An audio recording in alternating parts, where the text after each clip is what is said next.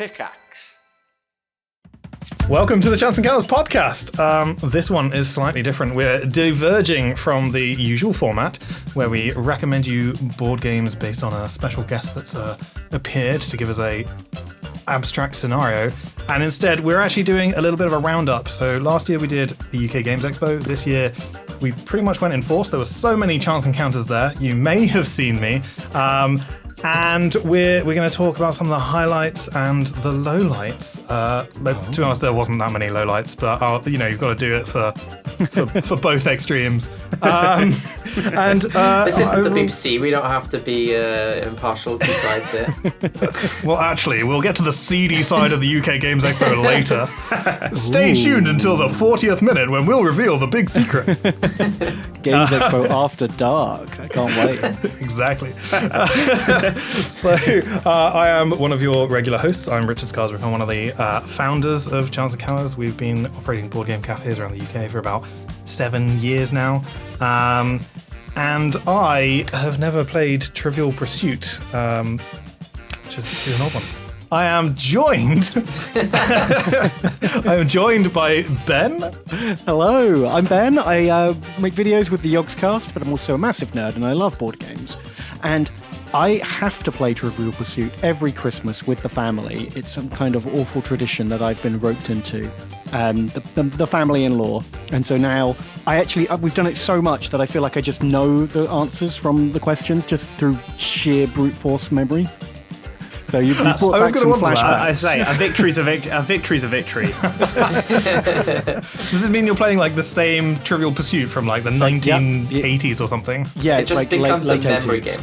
like 1988, and it's just we even remember the ones that are wrong. There's like 5 or 6 questions in there that just have the wrong answers, and we know now to give those wrong answers to get the point. So if it was like Christmas and you bought them a new copy of Trivial Pursuit, would that be a Someone faux pas? tried that. My uncle-in-law tried that. He brought like a modernized version that had like a electronic scoreboard and new questions, and it was everyone hated it. It was heresy.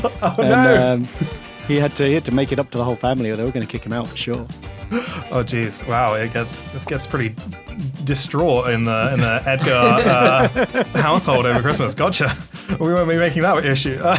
We are also joined by longtime guru and we're with Russ this week as well. Well, I mean, if you've watched a podcast or listened to the podcast before, hopefully you'll have listened to an episode with me on. My name's Russell. I work for Chance Encounters, have done for a couple of years now. And I refer to Trivial Pursuit as the game with the cheese wheel. The cheeses, right? This thing. And I was going to say, I'm also like a Trivial Pursuit purist in that I will only play that edition from the 1980s as well. Even though I wasn't even born when some of these questions were relevant, and I feel like I didn't even know them then, and I still haven't learned any of the answers now. Is it just like a fine wine or something? There's like a particular vintage of Trivial Pursuit? It's the way that the game looks. It's very classic look, and I feel like when they tried to update it by giving it actual bright, vibrant colours, it sort of took away from what Trivial Pursuit is all about, which is really dull questions, really, really technical answers that are sometimes wrong, apparently. So it needs to be slightly dreary. Yeah, right. It needs. Yeah, that's exactly it. If there's not a full-blown argument over the answer, it's not a game, right? Exactly. So we're also, for the first time on the podcast, joined by Reese. Hello, I'm Reese. I'm one of the directors here at Chance. Been with the company for years and worked at many of the sites now. Slowly working my way through them all. Trivial Pursuit. I'm going to have to push back on Russ here. It's pie, not cheese, and them's the rules. What can I say? We're not going to get on. What does it technically say in the rules, or is it just like portions? Oh, no one's read I don't the rules, you maniac. Wait, and yet now, the second we get off this, nobody's I'll be on this rule book. Are we going to find all the house rules that you guys have as well? Like, you get double points if the answer's wrong or something. Oh, God, no, nothing like that. But then chances are we are doing something wrong, because I've never read those rules, and I'm pretty sure no one else I've played with has. Can you get a trivia game wrong? I feel like there's a house rule in there somewhere where if you roll the dice and you're supposed to you're not supposed to change directions. And you're supposed to land exactly on the right piece, but I'm sure people have just ignored that or whatever. Added an extra dice. We do make it harder when you go to the middle. When you've got all your pies or your cheeses, and you go into the middle of the board. I don't know if this is the rule. This is what we do. You have to. The other team picks up a card and picks what they think is the hardest question for you to answer. I'm pretty sure that's not the rule, but I like it. I don't know if it's not the rule. That's definitely one of those house rules that is kind of like spread. Like, I feel that would be how I would look to do it, which means that kind of has been house ruled in multiple places. So those rules have kind of organically moved or whatever. Yeah, well, it's nice because it gives you like a catch up. You know, if you're a couple of cheeses behind, it's going to take them a few head-butting attempts to get to that final question. Did you hear that, Reese? He said cheeses. Yeah, but he did also say pies previously. Also, so I think Ben might just be trying to be very diplomatic here. By the end of the episode, we need a definite answer to what side Ben is on. Count the number of times Ben says pies or cheeses over the duration of this episode. That'll be the final verdict. So whilst we've been slightly derailed by Trivial Pursuit, and I definitely followed that conversation having not played it before, but we're talking about the UK Games Expo. A bit of a recap about what that is. It is what it says on the tin. The UK foremost gaming expo for anything that is board game related, tabletop related, role playing, just everything. And what happens is a lot of board gamers and non-board gamers descend on the NEC in Birmingham for a period of about 3 days, and it's just cardboard carnage. And basically during the day, it's about going around the halls, the exhibits, and they'll have publishers, suppliers, places that sell games, so and like game adjacent shops. Stuff as well, and game adjacent gaming stuff. accessories, a lot of RPG stuff and miniatures and stuff this year, and paintballing. Yeah, there's this one paintballing the place top that always tier tabletop experience. Yeah, I mean, I can definitely see. They just saw painting on the thing, and they just were like, they made an assumption. These delicate this miniatures that you have, you can easily paint them rapidly just by shooting paint. They're definitely not going to break. So there's a whole load of these stands, and then one of the reasons I go is not necessarily for the actual exhibition. Wow. Expedition. But expedition into the wild territories of unknown board games. One of the things I go for is the social side, because it's just everybody over the UK descends on it for a period of time. So I see other people from board game cafes, other friends that we know, some of the board game related content creators, and various other people that we have a good old natter with, and then play games. And you don't get a lot of sleep over that period of time, because everyone is just super keen on playing board games. So I had a wonderful time in that front. And is there anything else that I particularly missed about the UK Games Expo? Anything that you guys particularly go for? I was going to say everyone was there this year except, unfortunately, for Ben. Yeah, I didn't make it. So the last 5 years I've gone with a group of friends, and we there's a house, we know someone who lives nearby, and we go down on the Friday. We spend all day Friday at the expo, and then we spend Saturday and Sunday basically in a house down the road playing all the games we bought / haven't had time to play all year. But this year, my childcare fell through, and so I had to, because it was half term, I had to stay at home with the family on the Friday. So I made it up for the Saturday and Sunday to play games, but I didn't actually get to look around the expo and see all the new stuff. Okay. So you just played the games part, but you didn't do the didn't do the looking. Part. Just the playing. Was there anything you particularly wanted to go there for? Because I from just on the basis of why people go to the expo, as Rich said, I'm also there for the social aspect of it and going to see the people that sometimes you will literally only see them at this expo. Right. But a lot of people go to it for buying games or seeking out the games that they haven't been able to find any other way, because there's a big bring and buy, which is where people bring all the games they want to sell. So that's a big event at the show, which is constant. Throughout the weekend, you can just queue up in this extraordinarily long queue just to go in there and maybe find that game that you want. But that is not the reason why I go. So I actually came back having purchased 0 games at the expo this year. Wow. I feel you were doing it wrong. Yeah. No, it's like we should be trying to be like okay with not having to buy so much stuff at these shows and just experience the event Stop itself. shaming me like this, Russ. Yeah, I feel like there's definitely a little bit of shade cast over there. Wow. Yeah, recent, guilt sharing. Reese and I, we kind of travelled most of the expo together. The problem is that we are not a good pair because we both egg each other's FOMO on. So if you don't know what FOMO is, fear of missing out.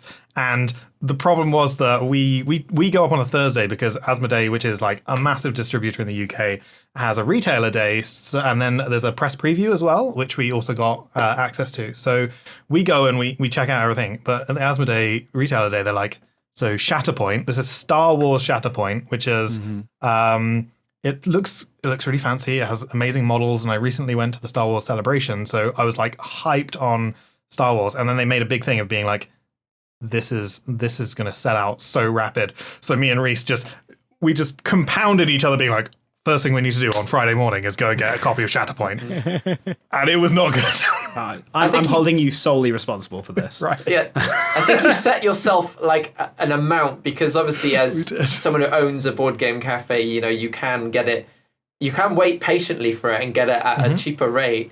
But you decided to set yourself a limit, and then immediately I go into the show separate from Rich and Reese, and I find a very good price for the game, and I just happened to stumble on it. So I text Reese, and I was like, "Hey, have you seen this?" And he's like, "Yeah, I've already paid way more than that for it." He's just so scared of missing out on it. It was really funny. This is all Rich's fault, and Rich has sent me back a long way. I got very much overexcited.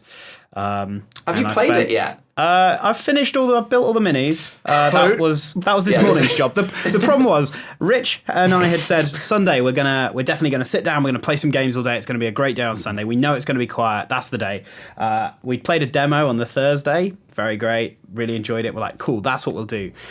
My brain, as a miniatures collector, as a miniatures gamer, I hadn't put like two and two together and assumed to the point that a miniatures game is a box full of plastic that is unusable for some time.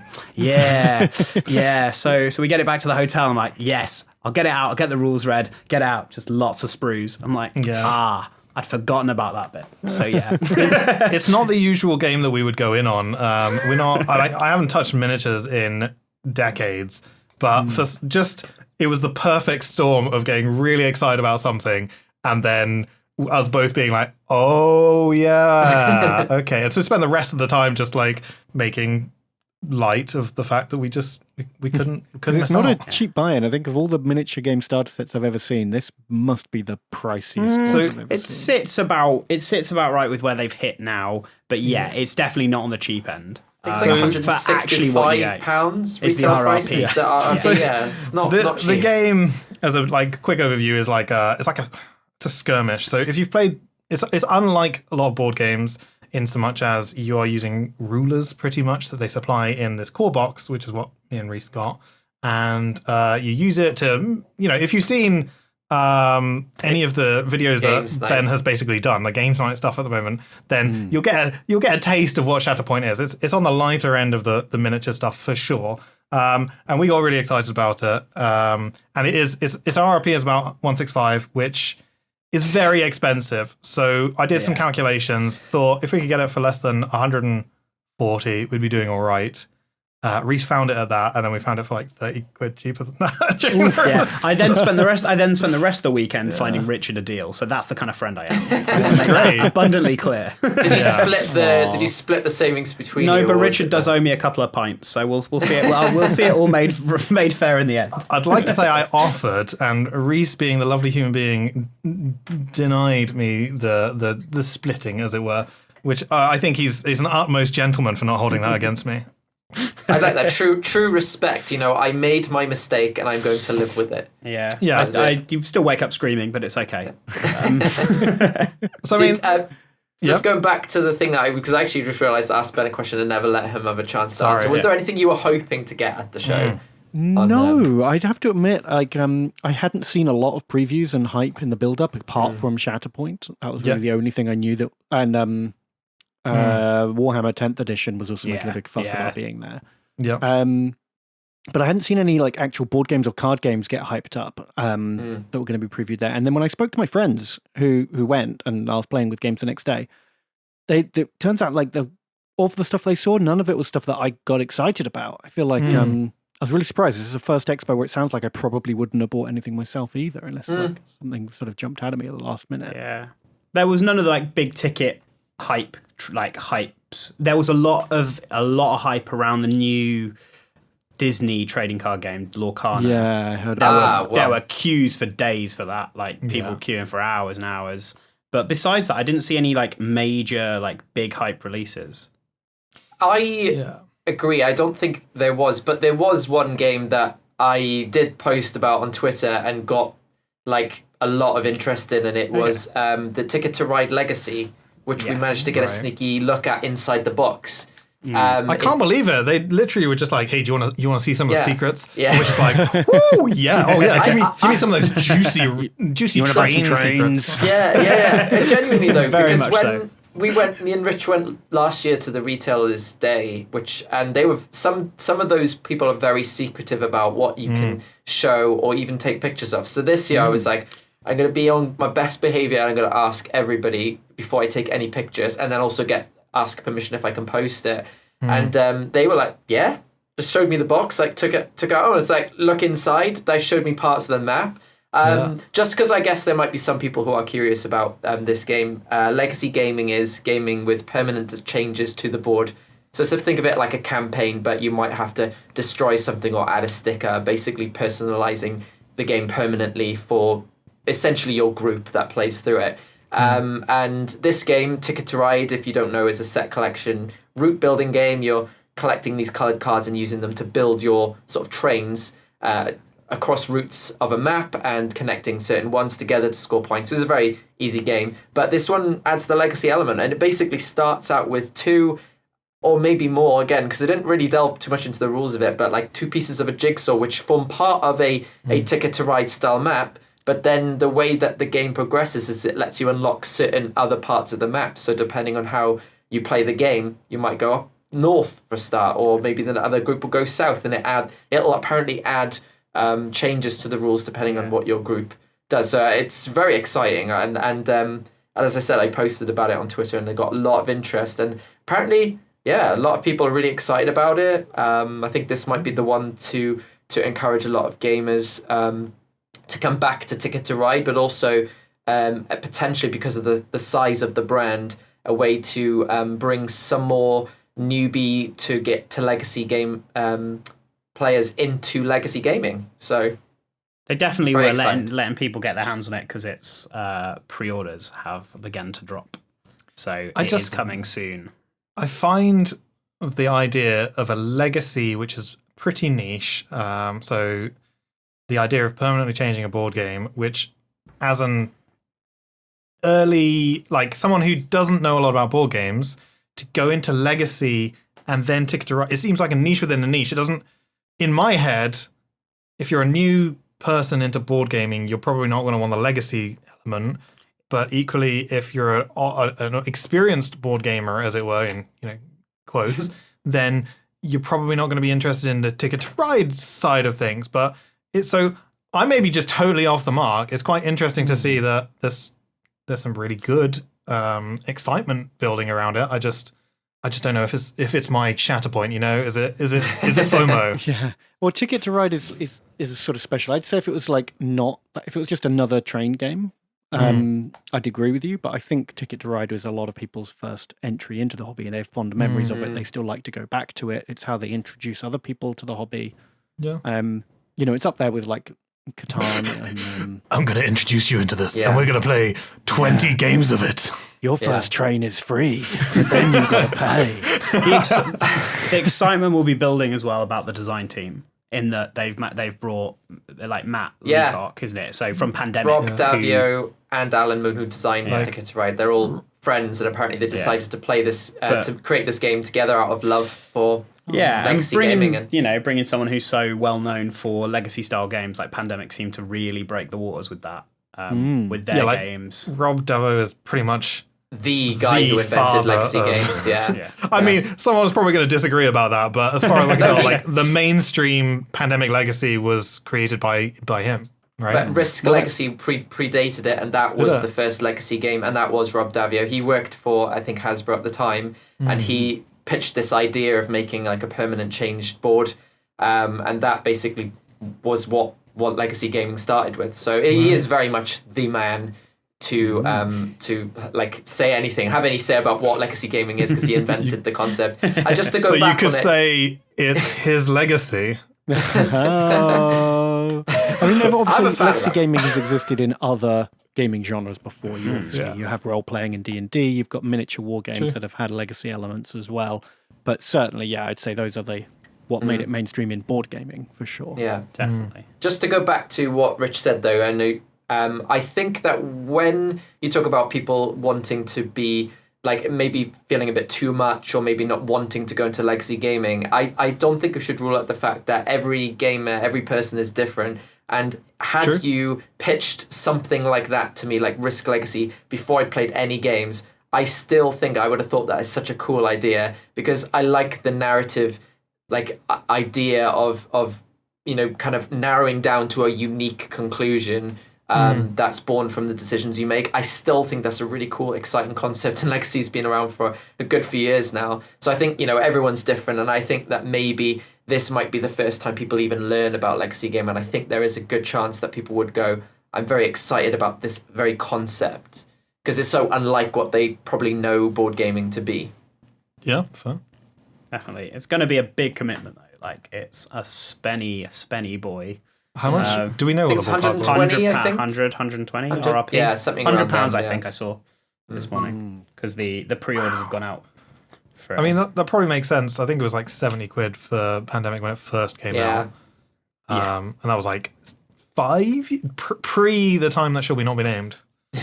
I also just realised that I think I might have accidentally invented Ticket to Ride Legacy at the cafe, because we are constantly losing the trains. Right.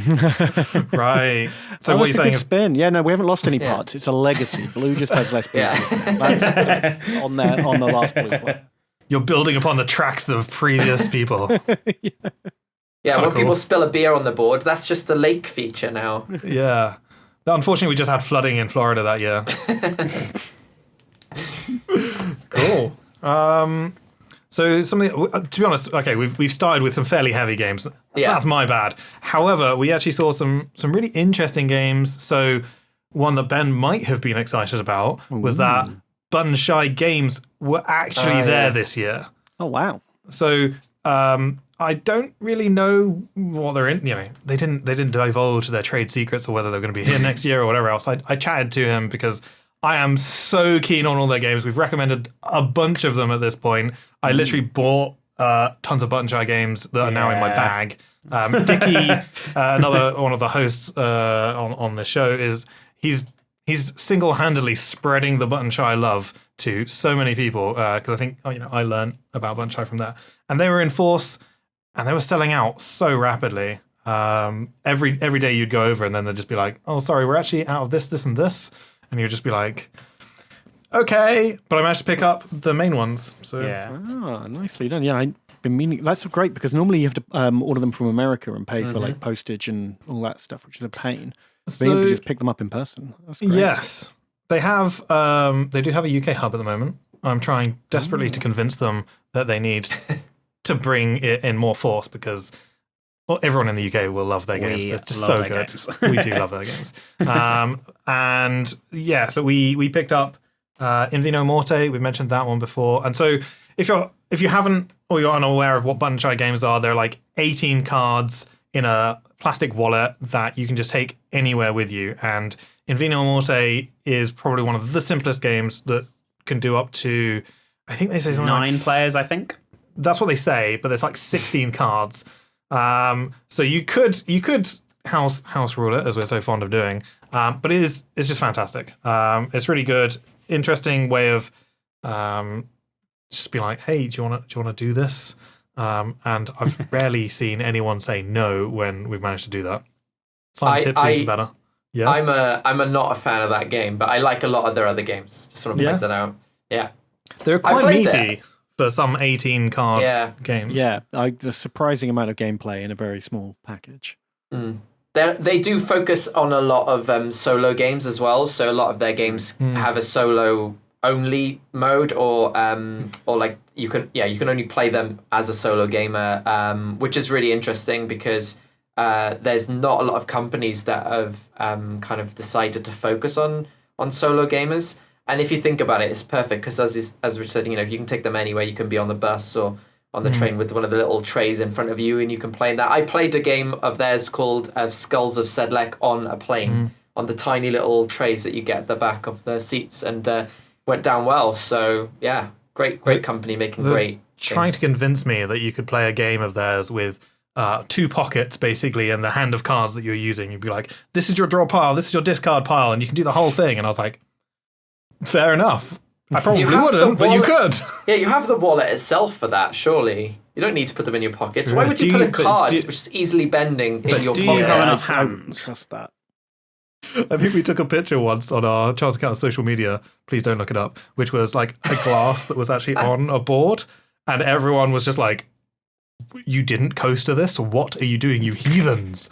So I feel it'd be the same, tantamount to the same issue. No, I have friends who've got like special like cup holders attached to their table. They will not allow drinks on the surface at all. That's And fair. as someone who spilt Coke on their friend's copy of Catan, it can happen to even the best of us. Wow, that was very specific. It's the best person can possibly spill a... I'm saying I care if me being on a board game podcast talking about board games for like multiple working at a board game cafe, having board game like social media of my own, like if that doesn't show someone who cares about board games, and even still accidents happen, I'm just trying to make it clear that you can love board games and still accidentally spill Coke all over them. That's fine. That's true. But good news is if you have 2,000 plus spare, you can get a board game table, which will help alleviate this issue. I do not. It's a lot. Yeah, it really is. Think how many board games you could buy for that. That's true. They were there and forced the fancy tables, and my There's goodness. a few companies that do them now. Yeah, I didn't realize there was such a market for it. I don't know. Maybe it's just the margins are so high on a single table. You just sell You one need and to sell two you a sell year one and and you're you are done. good. Like wood is super expensive though, so I can understand it's a bit for premium. Just for some reason, more than any other board game accessory, I look at a table and I'm like, I could do that. I have no idea how to do woodworking. I'm It's like, just carpentry, right? You You don't have to just need train like for that. 5 bits of wood, 4 Just need long a- straight bits and 1 flat bit. Just nail them all together. Done. I just need a saw and a chisel. I'm done. It's easy, right? Yeah. Give me 2 hours, I'll knock something up. If high school design technology taught me nothing, Oink Games actually have like a collapsible board game table that I've seen at multiple conventions. yeah, now, they're made where- out of. They seem to be made out of that like foam core stuff. Like So, they Yeah. like kind of slot in together, so it's also almost like making an insert for a board game, but Yeah. big, and you can actually play games. And it even has Okay, I can do that. yeah. A couple of them had those kind of like tables that were made out of almost like the fancy folded space insert stuff.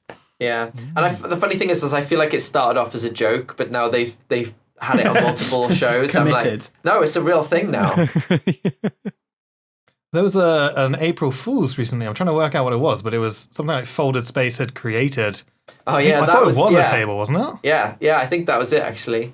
They did do that, but I've seen them. Oink Games actually had it, so They say there were more than just Oink. There were a couple of different people with Yeah. similar setups. I was like, hang on. In fact, I'm pretty confident Lucky Duck had the same thing. Okay. Their ones were made of something really lightweight, and you kind of breathe too hard on the table, and it was a little bit wobbly. But it did the job really nicely for like expo situation. It's not a new game, but one of the things me and Reese did play was Fog of Love. I've never felt.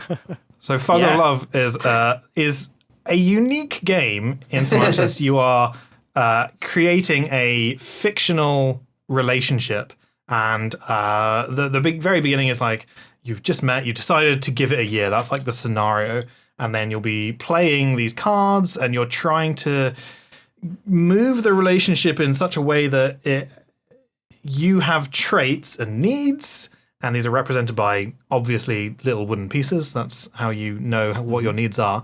And This is my codependence meeple. Exactly. Yeah, very, very much so. Okay, I can get into this. I had a really good time. It was this beautiful moment where I was, oh God, what happened? You changed me. There was like a trait that I was really going hard into, and you were just like, no, change that trait. You fixed him. He did fix me. And then we were pulling in the same direction, and it was perfect after that. That's fantastic. Least realistic board game I've ever heard Yeah, I of. was going to say, I've watched enough rom-coms to know that you can't change someone's true inner self. I mean, it started strong when you have to draw occupations out of it, and you draw a couple, and you pick one from there. And we managed to pick that I'd chosen a police officer, and then Rich revealed that his character Ree was actually a professional criminal, and that was the start. That was the starting point, and it sort of built from there. So it was. Oh my God, it is like a rom-com. Oh yeah. You allocate each other a trait. So he chose his occupation, and then I'm like, oh, by the way, you're a stoned police officer. So it's like we were inventing this backstory where I was Reese's drug dealer. Sorry, Bobby's drug dealer, and then it got this. It was really I can convoluted. picture the trailer already. Hang on. He's a laid-back cop, but he's going to stop Bobby. the biggest heist of her life. She's gonna steal his heart. Wow. For That's the great. war coming this summer. was just We're great. done. There you go. We can make money out of this, Rich. Let's buckle down. Yeah, absolutely. I think people will come to see Bobby and Ree's blossoming romance. And so, just to clarify, was the policeman called Bobby? Yeah, you then had to come Okay. up with a name, and I panicked. I mean, it made That's where you perfect lost sense. me. Oh, really? Bobby Justice, So unrealistic. full name. It's some good nominative determinism kicking in there. What else were they going to grow up to be?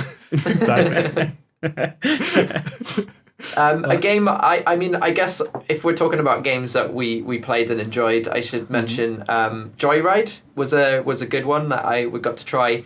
It's a kind of a racing game, but it's almost like, feels like a bit like Destruction Derby in that you're like kind of slinging these cars around. You are kind of encouraged to hit each other. Yeah, I described it and to a damage colleague each as other. Death Race. But it's like very bright. It's by Rebellion Unplugged, who are mostly known for actually video games and have just started getting into the board gaming scene. First game of theirs was Sniper Elite, the board game, which is also apparently very good. I haven't played it myself, but I've heard good things about that. But Joyride is a racing game. You're racing around checkpoints around a board. You've got like weapons and sort of pickups, power-ups that you can use to like hinder each other. Very like a dice rolling, but not too difficult. Just like a kind of fun, silly game that me and my friend Ben, who was at the expo, played and had good fun with. Yeah, it's not out yet. It will be out some point, I think, September this year. to November. Yeah, something like that. but it's worth checking out. I think if you like the idea of racing games, even as myself and Ben aren't racing fans, but we still had a real good time with it. So yeah. Really It's also- accessible. Yeah, it had a really cool like color palette and like design Yeah. aesthetic, which made it like really pop. Like it's all neon kind of cars and those wooden cars that kind of fit. It was cool. We demoed that on the first day as well. More than ever. So you go to this UK Games Expo, and then obviously you've got the publishers there, and they're like sorting out their stands, and then they get all the games out, and they're like ready to demo, and then they get either volunteers or people that they've corralled into it. More than ever, I found on that particular stall was we sat down, and the guy was just like, how do I explain this to you? And we're just like, you're supposed to know the rules. And then he was just like, okay, so you do this and then this. And I was like, but the cheat sheet, which is like a brief, like, here's what the rules say. And I was like, but this says this. And he was like, well, you can house rule it. And I'm like, it's not a house rule. It literally says on the cheat sheet that we do it this way. And he was like, well, we've not been doing it this way before. And I was like, okay, fine. It was a good game, though. Oh no! I mean, as professional gurus, I can see why you would take it personally that someone wasn't prepared to explain a game. We'll just put it out there. If you need some gurus, we've got tons of them, and they'll explain it perfectly well. I will say, having known a few of the demo teams at these expos, sometimes they will literally just get to the show floor and have to learn the game right there and then. Yeah. And it's not through their own fault. But it is still, if you're like halfway through the second day and you still haven't learned all the rules of the game that you are demoing, maybe you're in the wrong job. For the first year, they actually had Wizards of the Coast had a stand for Dungeons and Dragons. So if you're not aware, like D&D hasn't had a big presence in the UK Games Expo, which as a fan, it's not necessarily tabletop related. But devastating, you can say it. I was devastated. I turned up one year, and then they had Chris Lindsay, who's like the relationship manager or like the community manager almost, and he was there, and there was a guy called Will who had been writing some of this. Sorry, I'm nerding out right now. So the point was that I went to the stands and I was like, hey, can I get one of your t-shirts? Because they are absolutely dope. And they were like, no, I had to sweat blood and tears for this. Like, you can't just walk in here and be like, can I have one of your t-shirts? I have to work for this t-shirt. And I was like, oh, okay, fair enough. Why would a billion-dollar company be handing out like merchandise? That's madness, right? They were handing out free coffee though, so they really did know their market. Wow. Did they? Yeah, they were little coffee bags in like honor. What is it? Honor Among Thieves branding. It was yes. Yeah, they were. Why coffee? Tavern? I don't know. You tell me, mate. Like, deleted scene. They all had a big coffee. I guess. Instead of shawarma at the end of it, it was just like, yeah, okay. yeah. Because they couldn't hand out beer is probably the real answer. Next best thing, we'll just caffeinate everybody up. Yeah. Yep. No, I was going to say, and another game that I'm going to have to, because the problem is, as you probably, if you go to these expos and you play quite a lot of games, so you forget which ones you've actually played. Here we go. There was a sneak preview, and this I think will interest some people. Forbidden Jungle, which if you know the Forbidden series, started with Forbidden Island, and again by the designer of Matt Leacock, who's featured in this episode a lot this today. Then Forbidden Desert, Forbidden Sky, which wasn't as well received as the other games, and I personally think that it doesn't fit into like a kind of B-movie cliche that the other ones fit into, and so they've taken it back down to a more recognizable theme of Forbidden Jungle. So you've crash landed, and I was just saying at the time when we were playing this game, this game is technically like an ongoing story of the same crew who have just gone through like horrible ordeals constantly. So you got to feel sorry for these people at some point. But yeah, they've crash landed on a jungle. It's a tile game as all of them have been so far. But this one is you're trying to avoid and take down these sort of like creepy crawlies which start off as eggs and then grow into like big gangly mutants, which actually look kind of cute, not scary. Yeah, I say the minis looked great, like the little pieces looked great. Lots of character out of these like silly little monsters, and It's another so if you cooperative game. Yes, cooperative. Yeah, so you're just trying to you're actually trying to activate portals by aligning crystals around these portal gates and using the other tiles which have hidden machinery to activate and move around the tiles. So it would be very, very familiar with if you've played any of the other sort of like games, but they've brought back that each character can die like they did in Forbidden Desert as well. You can run out of water in Forbidden Desert and you die, and if any characters die in this from taking nasty stings from these beasties, then it's game over. So yeah, that one was quite cool to see as well. And they've also gone very much back to form by putting it in a lovely metal tin that is just a fractionally different size to all the previous metal tins that have come before it.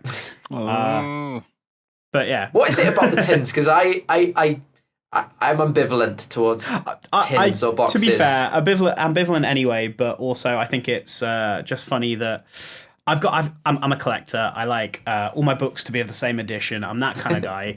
And in this case, they seem to go out of their way to make sure that when you put them all on the shelf, they do not align, they do not match up, they do not look the same. It's like the Fast and the Furious of the board game. Somebody has actively scene, gone out of their way to make that a reality, and I don't know. I just take personal affront. They're going to have to keep that going now. Like, if each box isn't just subtly different, just a little bit taller, a little bit wider, just not a lot, just enough. When we were socializing in the pub afterwards, and we managed to get, there was like so many of us, we ended up with like 9+ people, and we'd moved and we started. So there's this whole, where do you play games afterwards, which is more of an event than you would realize. Basically, all the cool kids go to Hilton, which is a hotel which is right next to the NEC, and so you go there. But from 4:30, it is pretty much ram-packed. And this is the expo finishing at like 5:36. Yeah. And we were kind of wandering around. We ended up in the Moxie, which is like right next, even closer to the NEC, but it's not where all the cool kids lie, basically. They stay there. And we ended up playing like just the most fun game. It's called Ready, Set, Bet. Oh, yeah, that we played that as well. It was really good. It's the entire thing is like, it's about horse racing, a real time, as one person is rolling 2 dice and they have a row of, I don't know how many unique patterns are there, 9? Let's say 9 horses. Yeah, about 9 horses, I think. And basically each horse corresponds to a dice roll. And what will happen is you roll the dice, move a horse. And so there's a bit of patter as this person is just being like, and I've rolled a 9. 9 is often to the lead. They're leading by a nose. Oh no! Now 7 is moving. Oh, they're catching up pretty rapidly. But 2 is left standing on the start line. Oh, nothing's going on. Oh no, we've got 7 is going to move it again. Oh no, 8 is moving on, and we're going to catch it. Catches up, and so there's this whole. That's very good, by the way. Oh, thank you. No, that was very good. Like, you're in charge of rolling next time. Yeah, I was going to say that game very much relies on having a person who's very good at getting into the role of the announcer of the dice. That's the energy you want when you're playing that game. Yeah, you want someone like an auction guy to like run it, don't you? Someone who can do quick arithmetic. Like 2 dice is not necessarily hard, but if you have to do it quite quickly, rapidly. And wait a minute. Hold on. 9 is just rolled, and then oh no, I meant 10. Sorry. So this is like the main attraction for people who want to watch, and the key thing is that 7 is bound to come up more often. But if you roll the same number twice, there is an additional movement. Boost. So if you do like. If you're 10, and then you roll a 10 again, it doesn't get just 2 moves. It has an additional like +2. So now it's moved 4, which means it kind of like has this catch-up mechanic that means that it kind of the spread of numerical values that could be hit. It's really interesting, and all the while you've got this like betting in front of you where you're betting first, second, third, and a bunch of other things, and then it throws special cards that change the way in which you can bet. And it was so much fun. We played that pretty much on the Friday and the Saturday. It's great for large groups. I'm sure it's going to end up being a recommendation at some point. And 100%. So much fun. We're probably going to get one in all the cafes because it's just going to go down really, really well. And if you're not someone who is a race coordinator, then you can also get an app and it'll do it for you. Yeah, which does actually a surprisingly good job. I think that thing about that game is it's one of the games that's come closest to having the thrill of a real life betting situation, but without any of the risk. But that's kind of what's supposed to make it fun, is the risk. But it does feel like that, especially because you want to win and you want to like take the bet. As you see, like a number like 10 horses is potentially going to win. You're like, do I risk it? Because it still has to roll good to win. But if I get in and bet early, I can actually win big as a result. Very clever how they've managed to do that. And that's by the design by one of my favourite designers called John D. Clare, who did various games. He's quite prolific, actually, with the company AEG. And he did Space Base. He's done Rolling Heights. He's done a few different kind of games. And that one is really good. Ready, set, bet. Yeah, highly recommend it if you ever find yourself you just want a little bit of energy, like charged board gaming, because that's what everybody goes to board gaming for, right? Oh yeah, high intensity, octane, shouting. Those are all the hallmarks of a traditional board gamer. Yeah. Amazing. Did you have? I mean, there's more I can go on about. I'm keen to not necessarily let's go. Drown you in board games. Maybe- How about we go around and we all just say the favourite game we played over the weekend? Ooh. Oh. That'd be a nice way to round things off. So Yeah. Russ will have an answer. You lead the way while I think hard. Yeah. So I'm torn between two. One's very light and one is very heavy, but they were both so good and they stood out to me as being some of the highlights. So I'll just do a quick do of each one. So I'll take two. One was called Kutna Hora by Czech Games Edition, and it's a very heavy economy-based game, which sounds dull AF, but it was so good. It's subtitled The City of Silver because it's based on a real-life location, which had like a silver rush, like San Francisco had the gold rush. Okay. You're building buildings in a communal area, but there's also a mining aspect, and every time you get stuff, you affect the price of everything. There's so much more to it than that, honestly, but No, it even sounds though like a what we cool played concept. it was so good, and it's What's it called rare again? that it's called Kutna Hora, and I think it's spelled Khutnahora. Subtitled City of Silver. That's probably Yeah. easier one to Google. Yeah. And then the other game, very light tiling game. People love tiling games, and I surprised this. We just got onto the table right at the end of Sunday, and it was one of the last games we played on Asmodee, which usually have games that have already been out for a while. So, as someone who seeks out generally the new, exciting stuff, I was surprised. But when we tried it, it's called Tipperary. Very light tiling game. You're essentially trying to build out your map. It's it's got different types of squares on each tile. But you spin the dial. It points towards two tiles that you have to pick from. You add it to your board. And there's various ways to score, but the main thing you're trying to do is create like a big rectangle, but there's other kind of bonuses you get from matching certain tiles to another. But it took us like 20 minutes to play, and we both had like such a good time playing it that my friend Ben was like, I'm actually thinking of just buying this right away. But yeah, Tipperary, that one by Lookout Games. So those are two very different ends of the scale, but they were highlights for me. Nice. Do you have one, Reese? I've got a couple. I was going to wait and see what you said. Who's saying Shatterpoint? Come on, who's saying Shatterpoint? I know we've talked about Shatterpoint before. We've crossed that bridge, and we have laid that to rest. I feel like at this point you're just trying to justify the extortionate amount you spent on it. That's all. Shut up, Russ. Yeah, basically. Go on then. After you if you got one, Oh, I can do one if you want to have a think. or if you Yeah. Ooh, yeah, go for it. Oh, So it's a game I've actually already talked about on the podcast, but I played it properly this time. So it's the War of the Ring card game, which I previously only played 2-player, but it's very clearly a 4-player game that is kind of stripped down for 2 players. So it's not the War of the Ring board game with all the miniatures and the map and everything. It's just cards. It's 4 decks. You've got Saruman and Sauron against like Gandalf and Elrond? I can't remember. The one person plays like the hobbits and the wizards, and the other guy's like the humans and the elves.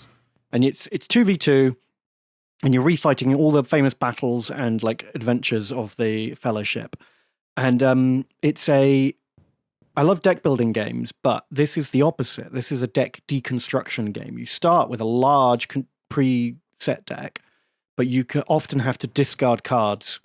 Either you spend the cards as a resource to play other cards, but sometimes you'll be forced to completely remove a card from the game rather than putting it into your discard pile. So when you have a battle, any troops involved in that battle, they're out of the game forever.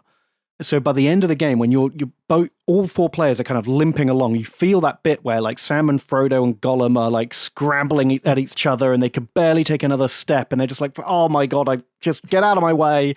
I need to do this, because you've got like 6 cards left in your deck at the end of the game, and you're just cycling through them going, okay, well, I've now got to burn one, and what do I lose at this point? Like I've boiled my deck down to just, I started with like 50 cards, now I've only got 6, and now I've got to fine, okay, Gollum, he's dead forever, fine. And it just, it was lots of hard choices, which I love, fairly quick, simple gameplay, and the story that evolved from it, it's very much like Lord of the Rings, but everything's slightly different. In our version, good were winning very steadily and defending all their cities and pushing the Fellowship forward. And it wasn't until near the end that we had this big push and we ended up invading Minas Tirith 3 times. First time we went in and like Gandalf sacrificed himself to save the city. The next time we went in with the big battering ram, and the riders of Rohan sacrificed themselves along with Aragorn to save the city. And then at the last minute, we had like one more card that let us re-attack it. And the Witch King was killed by Eowyn, just like in the movie. But despite all the major characters dying, like one orc limped over the line and like captured the city, which won us the game because we were like 5 points behind.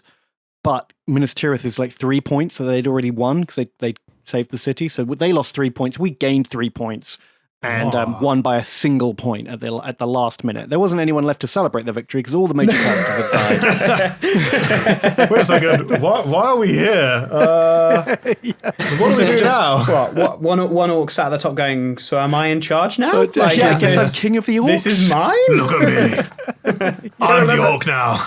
You gotta remember, like, these the main characters, their experience, they don't necessarily know they're the main characters. So the orc might just think, he is a main character. He's the hero of his own story, right? Exactly. Amazing. So after all of that, you were really happy playing it. Oh yeah, it's so much better as a 4-player game. I really want to play it again, but also I really want to play it with the same people because it's one of those games that once you know what all the cards do, it's going to be so much more sort of mind gamey the next time we play because I'm going to know about this like Riders of Rohan death charge that knocked out our battering ram that really like took us by surprise, but they're also going to know about all of our ring wraith tricks and stuff, and so there's going to be a lot more counterplay and bluffing going on. I think it'll be an even better experience next time. Sounds great, but I definitely need to watch the films before I play that because I have no idea what any of those things you just said were. And you spoiled it for me, so thanks for that. I'm kidding. It's been out, just like a couple 20 of years? short, hairy men trying to get rid of unwanted jewelry. I mean, I'm sure you can imagine how it goes from there. That has summed it up perfectly, and I shall henceforth only refer to it as that. Yeah. Okay. So there are games that I really enjoyed at the UK Games Expo, but I'm just not going to mention it because I'm sure I'm going to bring them up in later episodes of the podcast. Keep powder dry, smart. Exactly. Yeah. Thinking ahead. I'm playing the game. I'm playing the podcast meta here. So what I will say though is one of the most delightful interactions we had was with a publisher from Inside Out. They are the publisher Inside Out, and they have produced a new game that is quite popular called Earth. Now, demos of that immediately dried up. Like, there was not a way of getting a demo of Earth. I'm told, if you've listened to some of the other podcasts, that it's better than Terraforming Mars. So I will hold judgment on that lofty suggestion. However, what we did play is another one that they do. They have created, which is called Block and Key, and that game actually was pretty cool. So Block and Key is, I think it's called Inside Up Games. Just FYI. Is it Inside Up? Yeah, Inside Up Games. Yeah, just because I feel like they might go being like, wow. Yeah. Sorry about that. I love the game. So it was one of the reasons that it was so quaint was because Connor, who is like the head of Inside Up Games, had brought his family over from Canada, and they were so lovely, and his kids were so delightful, and they were just teaching the games, and they were top tier gurus, so good. And so when we sat down for Block and Key, one of the cool things is the box turns into the gaming area in which we're playing. So what it becomes is like immediately 2 layers of each of the box bits, and then you've got like these columns, and it's using the bottom for some cool like Tetris-y kind of pieces, and you sit on each side of the box. So it plays up to 4 players, and you'll be facing inwards. But like Tetris, what you're trying to do is, well, not like Tetris, but the idea is that you're trying to create patterns from the side that you can see, and then there's some placement rules, like you can only place it diagonally, you can't place it next to unless it's higher, and various other bits. I'm sure the others could have explained it much better, but it was fantastic, and it's a really interesting game, and it's the kind of game in the cafe that Dickie has coined a yawn game, which is as soon as you see someone playing it on the table, you'll be like, can I get that when they're done? I want to play that game. and it just looks fantastic. It has great presence. The gameplay is really interesting, and I mean it's on the light end for sure.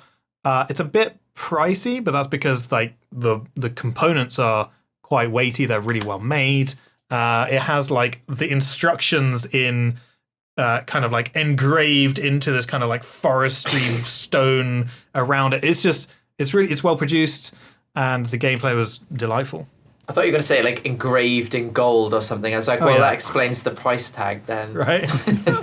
But no, like of all the things, I really wanted to mention that publisher because we met them on the retailer day, and every time we chatted, I bothered them pretty much every day. They were just delightful every time I talked to them, and it was really nice to see. Like, whenever you go to an exhibitor, there's such a story about why they're there and how they're doing it, and they're so passionate about it. But this kind of, for me, typified why people do this. You know, he's kind of put his life on the line to do his passion, a bit like how we started Chance Encounters, and they've got good games. They're really good games. And I played it fairly recently, and it was really like an interesting game with lots of like combo stuff that has real potential for like those multiple players. And it's funny that you say about family. The family was there. There's a couple of people I know in the board gaming industry who do that. They bring their family along to these shows and literally like wow cheap people. labor. Well, I mean, if I had a from family, Canada, that doesn't sound cheap. yeah, exactly. Do you know what? Well, you more than anyone might know what it costs for childcare. Costs you an expo, apparently. But I think Tim Fowers, who's got his own publishing company called Fowers Games, he brings his families to shows and delights people with them because they're so lovely as well. So it's nice to see that that's a growing thing, because I think that's really sweet, especially if the family are into the games and, you know, excited to show off this stuff. I think that would charm me. I'd probably end up buying a game just if I saw like a cute family selling them. Like we were there on the Sunday, and I was getting towards the end. I was becoming exhausted. You kind of like, the sheen is off on the expo. You're kind of just like zombie walking through. And for me and Reese, we had to go and do some work in the evening back at Birmingham Chance. And then you just see these fresh-faced kids. They're just like, cool, you want a game? Yeah, I'll teach you a game. Hey, come over, take a seat. We'll do this. And you're just like, wow, how are you still enthusiastic? But they had that lovely patina of sibling rivalry where, like, what if one of them was like teaching a game and got it a little bit wrong? Like the other one would be like, excuse me, no, try again. Which was they were very sweet. As a kid of many, I can attest to that sibling rivalry. Yeah. Amazing. So, sweet. Reese, have you made a decision on what yours is? Yeah, I say there's a few options. Like Hachette, we're bringing out so many cool stuff. This expo, they're a lovely, great company at the moment, sort of bringing in a lot of like European games, a lot of French games particularly, but re-skinning them for the UK market. So there was loads of their cool stuff, but the one I really tickled me was a really cute one called Animals Gathering. Yeah, which me and Rich demoed on the final day, and it's this cute little magical kind of dice roller. Is the kind of thing you have got this box full of like different shaped gems is the best way to describe them, and you're going to be tableau building in some ways, and that you're going to be taking cards from the center of the table to form part of the animals you're trying to summon, and to do that you basically roll the dice which have different symbols on them, and any symbols you can't use the other players at the table are going to be able to use for their animals, and when you complete animals and you successfully summon them, you're going to be triggering powers that might let you attack other players or get more gems for future animals, and it's a real nice, really quick, a real kind of sweet little play that played in like 25 minutes, and I've played it again since we got a copy, which has found its way back to the CAF, and I've played it again and was like, oh no, I enjoyed it as much second time round, if not more. Like, it's great. It's weird because I played the game, and then as you go into it, it has like this kind of catch-up mechanic where you're rolling one fewer dice for every animal you've got, and it's like first to complete 5 animals, and so you're rolling 6 dice at best, but you always have one, so you're always rolling like 5 dice essentially at the beginning. But it has this like really amazing arc, and it's the first time I've seen like such a simple game, and I am just blown away by the natural design that means it's really accessible, that there's like an auto adjustment built in, but it doesn't feel like it's an auto adjustment, and it is just like, it was so impressive. That was actually one that I was going to recommend later. So you'll probably hear that like one again because it was so good. Sorry. Yeah, you just stolen my thunder, Reese. Well, that is what I'm Well, here you for. did go first, Rich, so you only have yourself to blame. It's because I was trying to play the meta, but then, Reese triggered the trap card, and then... I'm just here to cause chaos, really. That's where I sit. They were great, and they were a really cool company that we'll hopefully be able to see more of, because they seem to, if they make more like that, it'll be great. If you want to get hold of their games, at the moment, you can't. They don't have a distributor in the UK. So watch this space. Yeah, exactly. They're coming. Yeah. We're working on it. All right. There was overall, the UK Games Expo was great this year. I managed to go for more than one day, which is what I did last year because life got in the way. However, I met so many cool people, really nice people that we already mentioned on the podcast, and others. Met someone called Rico. They're just so lovely. Everything was fantastic. I had a great expo this year. Like, I'm definitely going to go back. So if you're on the edge and it's not too far, depending on what, I would absolutely recommend going. If you are going to go, the Friday or the Sunday is generally better. There's sort of exhaustion by the Sunday. So if you're like fresh but not that many people, Friday.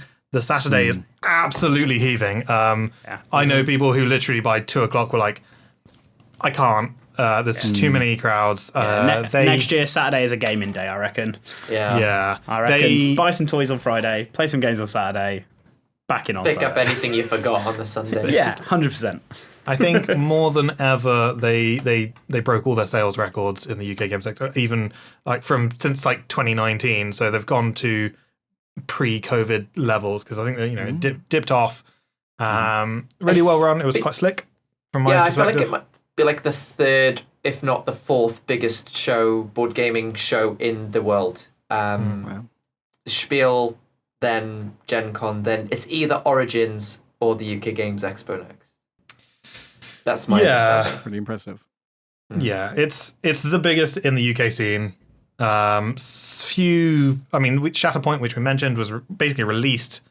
I just think that was they didn't really anticipate doing that. I don't think it was. No, they definitely did. I was chatting to their marketing guy in the run up because I met him at Salute where he was demoing it. Right. He said they planned for the launch day to be the first day of the UK Games Expo. That was a big splash. I don't think there was any other board game. Like most people, if you're looking for real top tier conventions, will wait until some Gen Con, which is one that Ross just mentioned, and Essen, which is in October, end of October, and that's like a pilgrimage for a lot of board games. It's sort of on their like bucket list of going to places. Somehow I justified it going in our first year of opening the cafe, so it's business expense. Exactly. Somehow. Then in which case we need to be having words. Where is my ticket? Right. But no, I mean, I had a great time. It was really a shame that Ben couldn't get there this year, but we'll make sure that we drag you along next year. But by all means, if you have any questions about it, be sure to drop them in the comments. Let us know. If we didn't. We haven't even touched on the bring and buy, which is like a good reason people will go just for the bring and buy. But I see people going in there, like they come out of their car, they've got 6 rucksacks and like travel luggage, and they're just wheeling in like 100 board games. They look like a pack mule. Right. And I can only assume they're going into the bring and buy. Yeah. And it seems with every year nobody expects quite how popular it's going to be. Like the queues were obscene, and the number of people I know who got to the front of the queue only to be told, "Now we're closed now." Like, this is madness. But if you want to pick up a bargain, that seems to be the place. You just might need to queue a little bit. I mean, I was talking to someone who's pretty serious about the bring and buy, and they were telling me all sorts of like you can look online. You've got the app, and then you can see what prizes are, and then you have to go and hunt it. There's layers upon layers of the bring and buy. Game. It is, which 100% For perfect, right? Advanced players only. Yeah, exactly. So I didn't even go near it this year, to be honest. We saw the queues and we were just like noped out. Cool. Is there anything else that anyone wanted to mention? That's it. I think, yeah, they had a good show. I'll be back there next year, and yeah, look forward to it. For sure. So thank you so much for joining us for this slightly odd UK Games Expo roundup. I had a lot of fun. Hope you guys did too. We have a new YouTube channel, so if you haven't subscribed, please go and check out, I think it's at Chance Counters Podcast, and please subscribe to that because higher numbers mean that we all feel much better about ourselves. So please. That's where we live now. So come and say hello. Yeah. Exactly. So you want to leave a comment about something we didn't talk about at the UK Games Expo, which I'm not sure we've talked a lot about it. Then drop something down there. Excellent. Is there anything else that anywhere else that they can find us, Ben? Yeah, you can obviously find us wherever you get your podcasts. Please leave a 5-star review and tell a friend about the show. That is how we grow. And we will see you next time. Goodbye. Bye. Bye.